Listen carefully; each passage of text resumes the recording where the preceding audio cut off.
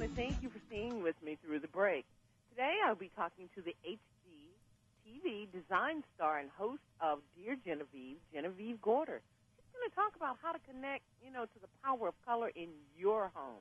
Genevieve, welcome to the Valder Beebe Show for the first time. I know.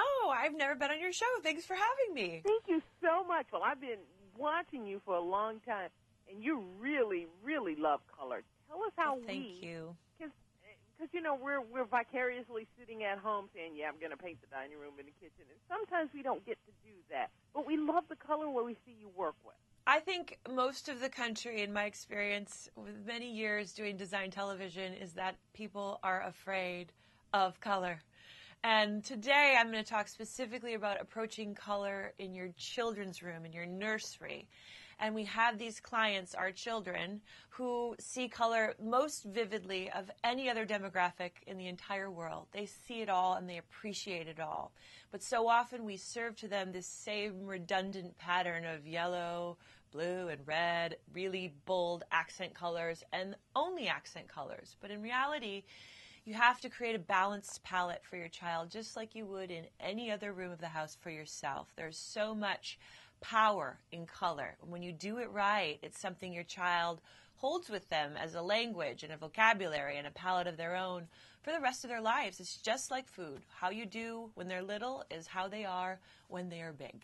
Well, you're so right, and you're onto something, because we do, when we get to the children's room a lot of times, we do muted colors, soft yellows, soft blues, soft pinks, and I guess we think they're going to be afraid of the world, but children aren't. I understand the heavy reliance on pastel, as we have these new fresh little beings, and they're just so unpolluted and perfect, and nothing sharp or too bold has even crossed their eyes yet, and they can barely see color for the first 6 months. But I often think that we either just do the bright, bold colors because it's the color of their toys and we think that's childhood, or we don't do enough at all and, like you said, have too muted of a palette.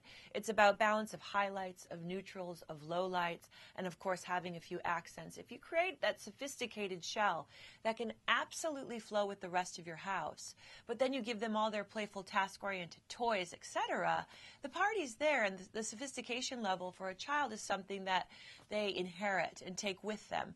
Bringing heirlooms into the space as well. Grandma's old dresser becomes the changing table. The old armoire from great-great-grandma that she brought over from Germany is the storage for the toys. All of these things as well become visuals that they hang on to for life. But first and foremost, the most important thing when you're approaching this room is to keep in mind the health and well-being of your child. And there are so many ways to do that right now in the design world because mediums have advanced so much. That's right. We're going to talk low VOC paints or environmental friendly paints.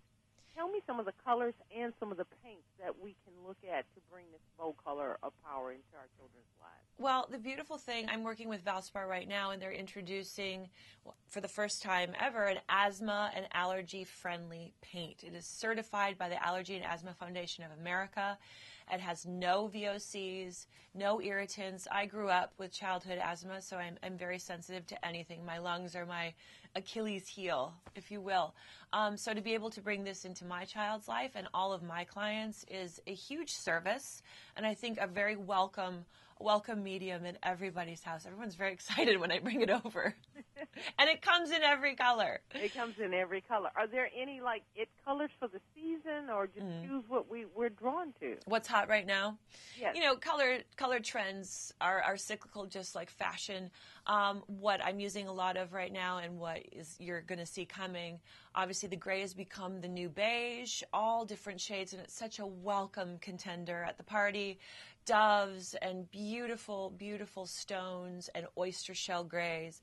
Blush, the pinks have come back. Where pink meets gray is that perfect pink. We think pink and we all shy away. We think bubblegum.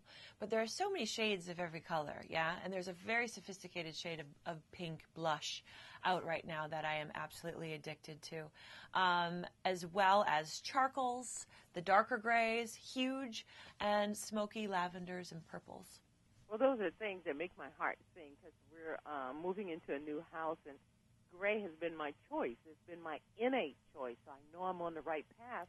Yes. I've been validated by a professional. I've been validated. You were by validated. Genevieve. And you can bring gray into a child's room, and it is a fantastic backdrop for all of the crazy that is childhood. It's a beautiful color. We all go to one thing when we think of color. Red is a fire engine, gray is cement. But there are 500 shades of every color, and there are so many beautiful neutrals in gray that I am fully embracing right now. Can we go online and see these colors at Valspar?